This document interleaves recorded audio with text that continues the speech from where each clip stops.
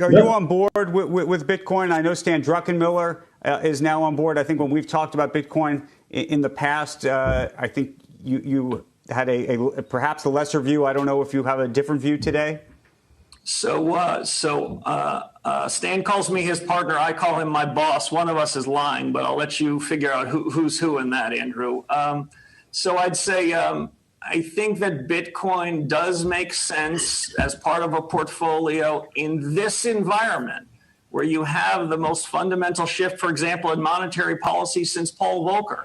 This is a big shift that we're seeing under the Powell Fed, rightly or wrongly. So I'm not surprised in a period of dollar weakness where Bitcoin's doing what it's doing. And I'd also suggest that part of the move in Bitcoin is taking some of the bid away from gold. I think if Bitcoin never existed, gold would be rallying even more right now. But I guess if you're under 40, Bitcoin is your new gold. So I think of Bitcoin as a lot of things, but it's certainly with every passing day getting new life as an alternative currency. And when you see the strength of the euro, the strength of the pound, the strength of the RMB, the Korean won, the Mexican peso, I guess we shouldn't be surprised to see the strength of Bitcoin. All right, so what do you think here? The question is, a Bitcoin-friendly Fed would change policy expectations? I don't think any of that was actually very friendly to Bitcoin. I agree. So if we read between the lines, first question, who's lying? It sounds like he was lying when he said, Stanley Druckenmiller is either my partner or my boss. He would call me my partner. I would call him my boss. Yeah, they're probably partners in the business on paper. But one of them's lying, and so it's not a great sign when you bring up lying. But like you and your best business partner. I took that as him just being like, humble. Yeah, maybe okay. But yeah, fine. But to show your humility around, it's like one of us aren't lying. It's not a very, I don't know. But the next thing he compared Bitcoin to gold, new gold. Yep. And I don't think the Fed really likes, generally speaking, gold or being tethered to gold. But he was speaking as a portfolio manager. He wasn't speaking as a Fed chairman. Okay, fair enough. I still don't think gold is really seen as a big part of most people's portfolio, or in the U.S. or like sort of the next thing. At best, I think called it he called it an alternative currency, but then compared it to some pretty shitty currencies. So it's not very complimentary, in my opinion. But I think that's an old clip. He was talking about as the dollar was declining in value, these foreign currencies rising against it. So I think he was making that correlation. But the thing I wanted to get back to here was that the question here is like, is a Bitcoin-friendly Fed like going to be positive or negative for Bitcoin? Or how would that impact policy expectations, I think was the question. And I don't think that their policy expectations, as the incoming Fed chairman, I don't think his policy is going to be at all based on anything except what is going to be good for the United States from a business perspective and from the perspective of changing the global world order. So I think like you heard Bissett recently talk about like something like, I think he said something like 90% of what I do at the Treasury is national security, I missed that one. Yeah. And so when you start to frame that comment in with the tariffs and pulling out of the UN and restructuring the world order, I think Warsh's role now in the Fed is to be aligned with this transition. And so Fed policy is going to be driven from that. It'd be driven from this perspective of what's good for America and what do we need to do with the Treasury in order to align things so that we can make this transition and not implode.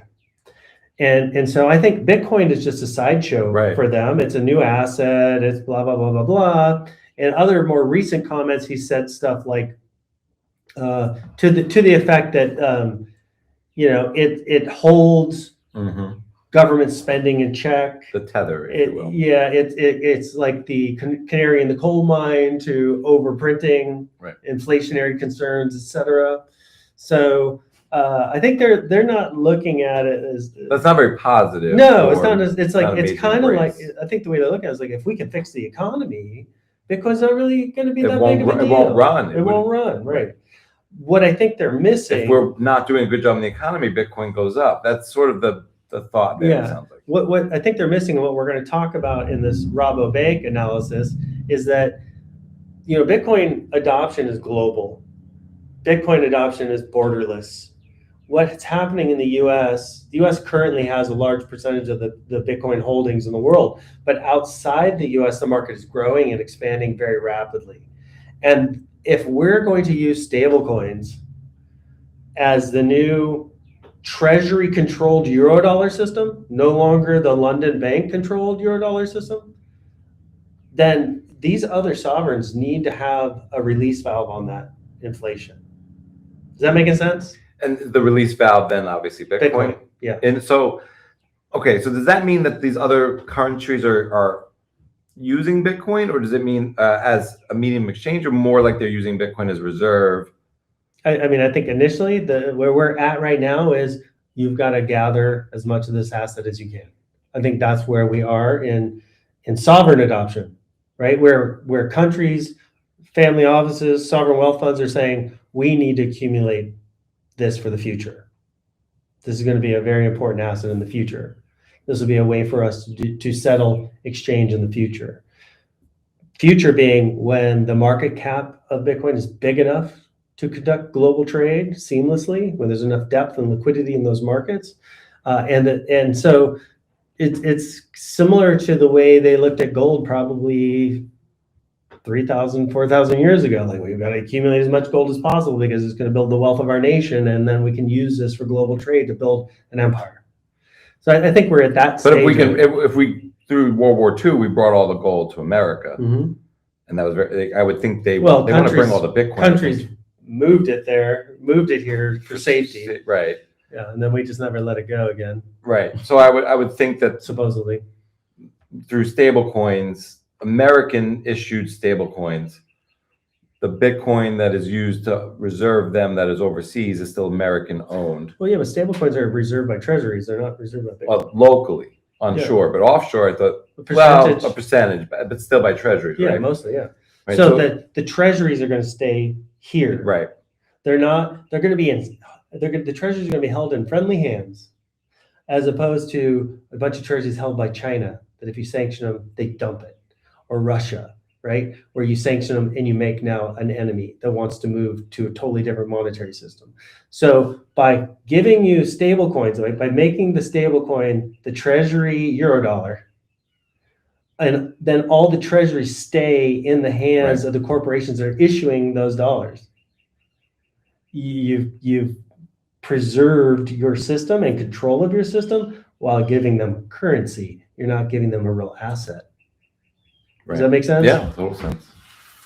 All right, let's move on to the next clip here with Peter. The world is now pulling the rug out from under the U.S. The dollar is going to collapse. The dollar is going to be replaced by gold. Central banks are buying gold to back up their currencies. They're getting rid of dollars. They're getting rid of treasuries. We are headed for an economic crisis, again, that will make the 2008 financial crisis look like a Sunday school picnic. The biggest difference between the crisis that we're about to have and the one we had back then is this one is all in America. It's not going to be exported to the rest of the world. It's not a global financial crisis. It's an American financial crisis. The rest of the world is actually going to benefit. I need to get in here. You sound like is that the new ultimate insult? You sound like Jamie Dimon.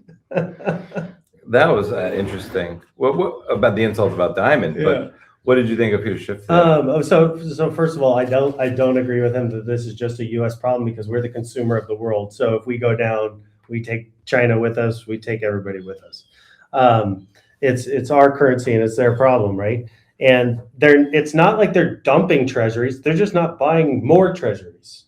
So when we put on tariffs and we do these kind of things, this started way before that, right? 2014, China just kind of said, like, yeah, we're not going to be buying a lot more treasuries. We're going to let these things just kind of roll off, and we'll start accumulating gold instead. So this has been going on for a long time. He's trying to use the rise in gold to create a panic to sell more gold, and he's really good at that kind of stuff. But I don't agree with a lot of what he has to say. I do think there is a significant chance that the Trump administration doesn't thread this needle. That Bessent and Warsh and Trump and everybody can't thread this needle, and we can't downsize into a regional superpower without there being some massive disruptions, right? But I don't think this is an America-only problem. We're still, our assets live on the books of many of these foreign entities. So I don't think they want to see us collapse right now either. I just find it remarkable what's going on with gold, though, and silver. And from what I gather, the people that are trying to sell gold and are getting clipped on the spot price, these are, generally speaking, a lot of times long-time holders. The people who bought 2 months ago, 8 months ago, aren't the ones flipping the gold and the silver. They've waited 10 years for this moment. And if you go up, and I don't know if they were expecting a 10x in year 10 or 5x, but let's say you had $200 in silver and it's now worth 1,000, and then you go to sell it and say you can have 750. The arguments around stability and inflation hedge are sort of being, in its own run up, sort of destroyed, which I find it very Yeah, no, it's interesting. It's not as important or concerning to central banks that want to hold gold as much as it is to us as individuals. But I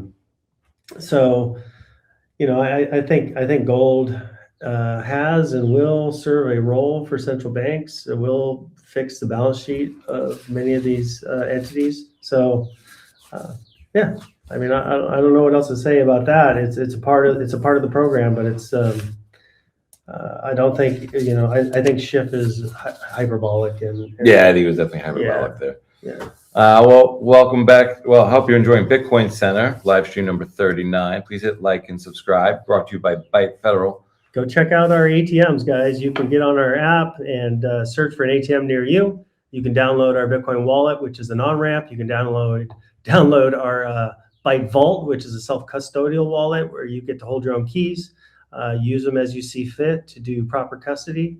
And check us out. Go bank yourself. Doing cool stuff. Let's head over to the lightning rounds. All right, I thought this was interesting here. AI agents begin running Bitcoin nodes. Do you think AI agents will get economic sovereignty before humans? I think they have no other choice, right?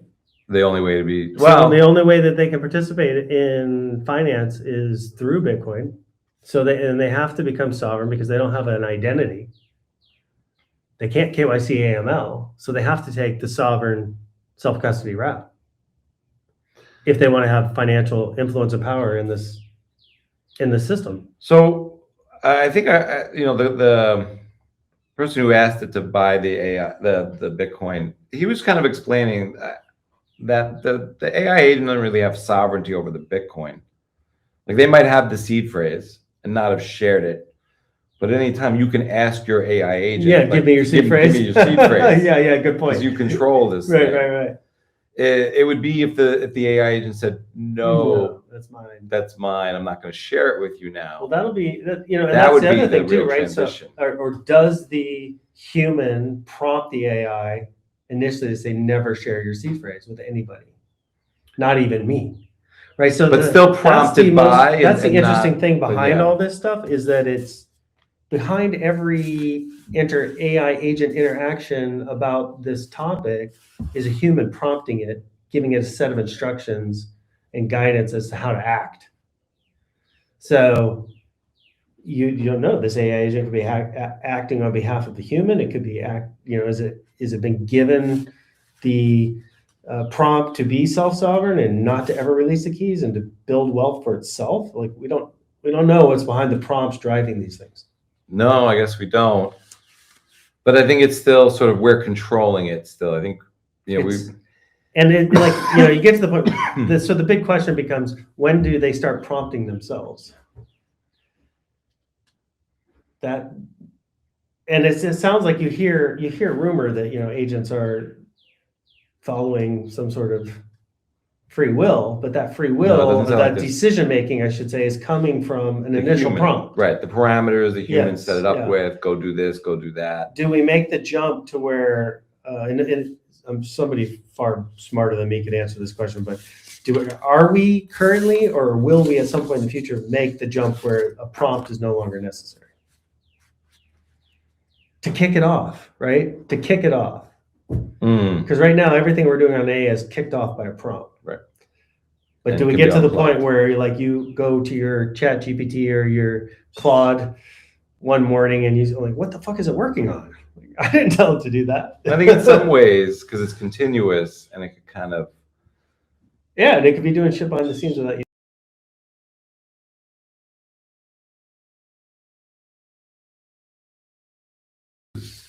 Oh, there we are.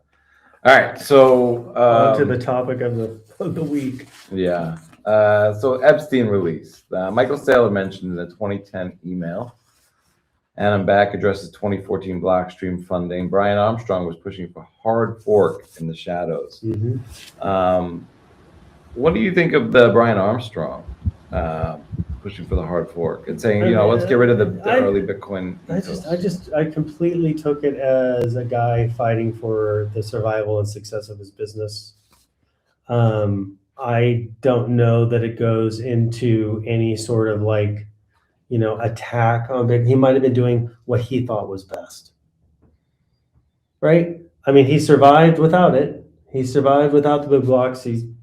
Well, on some ends, the guy he speaks very articulate about Bitcoin. Seems to understand. It seems to be in the vein of Roger Ver about how articulate he can be about Bitcoin, especially on the big stage. I don't. But I think he's coming purely from the perspective of what will benefit Coinbase. Sure. So economic decisions, when I hear right? Roger Ver speak, he's speaking from a deep passion for human flourishing. What he thinks that needs. I'm not saying he's right. I'm not saying he's wrong. I'm just saying that's where Roger's speaking from his heart. Sure. So, but maybe from the benefit of his company. Sure. Maybe that's even the antithesis of the benefit of his customer, because it seems like if he was what he thinks would benefit. Sure, but wouldn't buying Bitcoin on his balance sheet in 2012, 2013, that benefited his company? Yeah, but also if you've got shareholders that are like, we don't want to allocate capital. We just want you to build the flywheel. Right. Just build the system. Build it, grow it. Right, I get to extract money out of that, to not become the biggest exchange, to extract money out of that, just to hold Bitcoin. Shareholders at that point in time in history would have been like, what the fuck are you doing? You don't even know if this thing will be here in 4 years. Right? Like it was a totally different mindset back then. How much does Coinbase being a public company mean he works for Wall Street? Oh, so this he works for shareholders. Well, he works for shareholders, but are the shareholders? And who are the shareholders? Who do you think? So right now they're having this fight, Jamie Dimon and Brian Armstrong.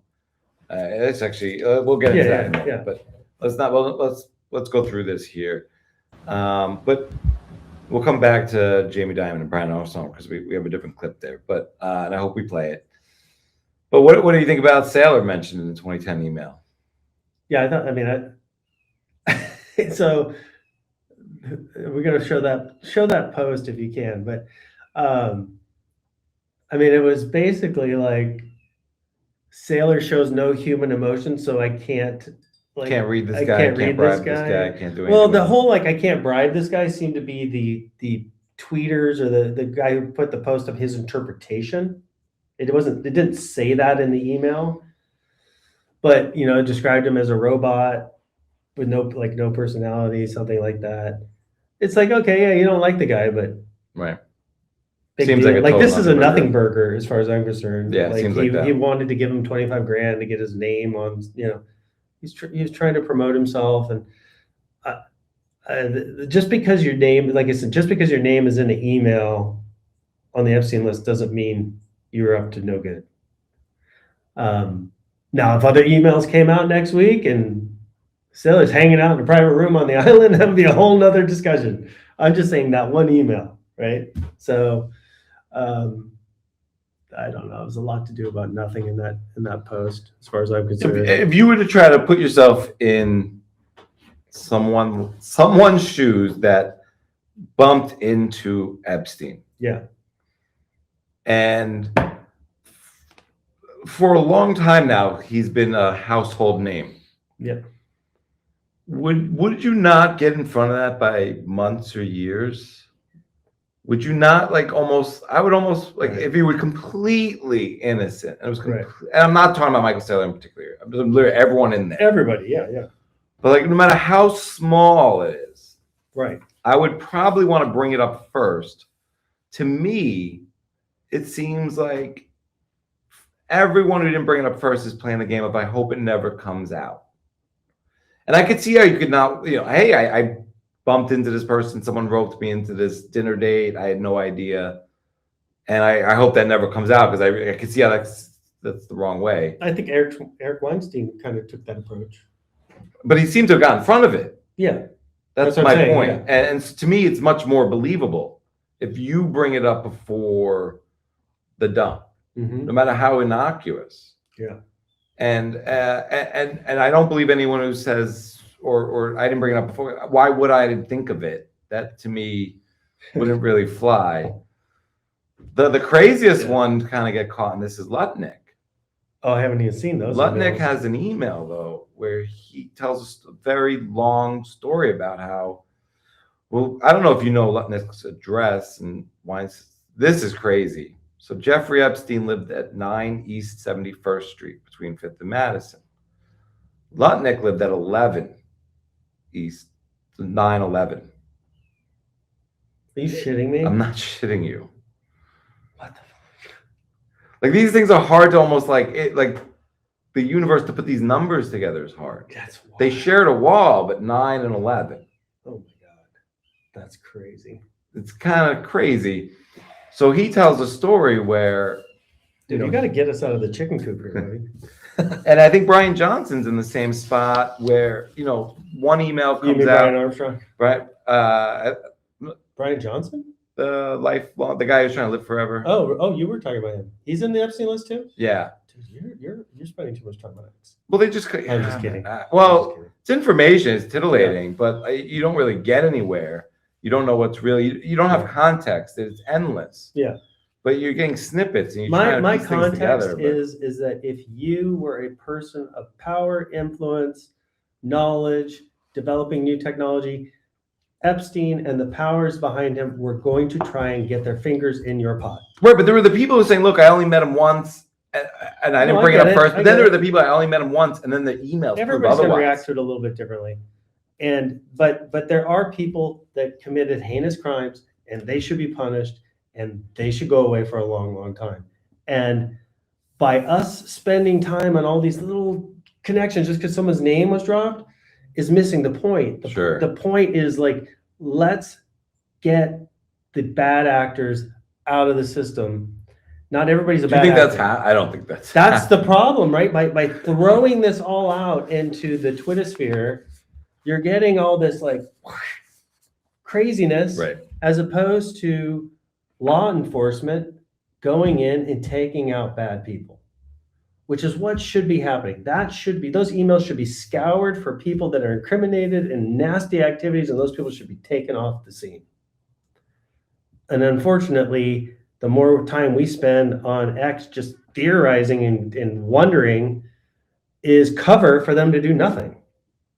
We should be pushing them to make arrests for people that are named at doing horrible acts. And that hasn't happened. That has been there since the early days when this was uncovered in Florida and started getting covered up.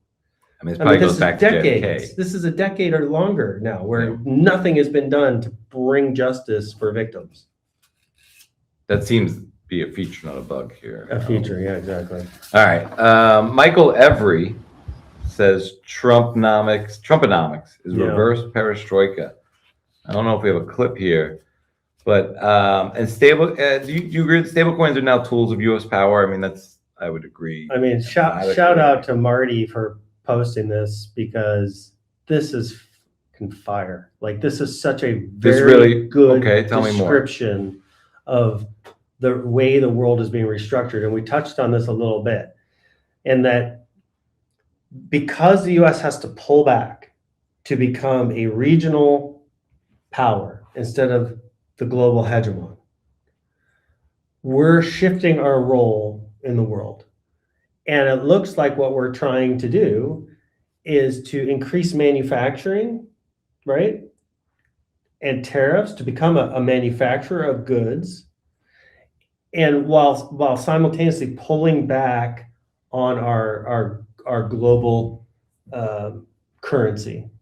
So we can send you a stable coin like we described earlier. We can send you a stable coin. We can keep the treasuries by friendly issuers of that stable coin here in the United States that we have our thumb on.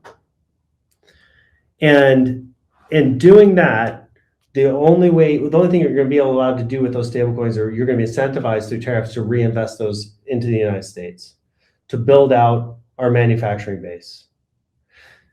Now we've got a Fed that's aligned with that. When Warsh comes in, we've got Secretary of Treasury Bissett who's aligned with that. And they're trying to develop this whole new economic model where you don't have the Fed just buying all the debt. You're actually instead pushing it down to the banks to issue more credit, to drive lending. Instead of the banks just parking reserves of the Fed and earning interest, they want to incentivize them to lend them into the economy, to build, to create jobs, to create new businesses, to manufacture. Where it looks like we might be manufacturing, right, is in the military industrial complex first. I mean, we're even seeing that Elon is going to ship or discontinue two of his vehicles, and he's going to convert those factories to make robots. Now, if you're going to convert those factories to make robots, are those robots going to be military for rent? Do they have to go into the home to be your cleaner? Or could they be military for rent? Could they be manufacturing labor for rent, right? There's industrial, military and industrial use cases for these robots.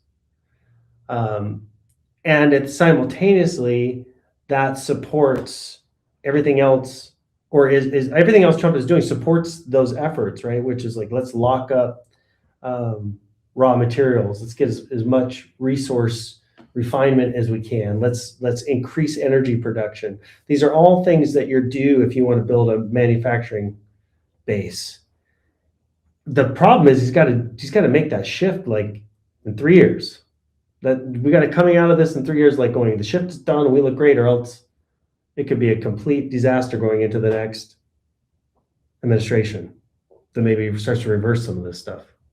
Right. So they have a very short time to make these changes.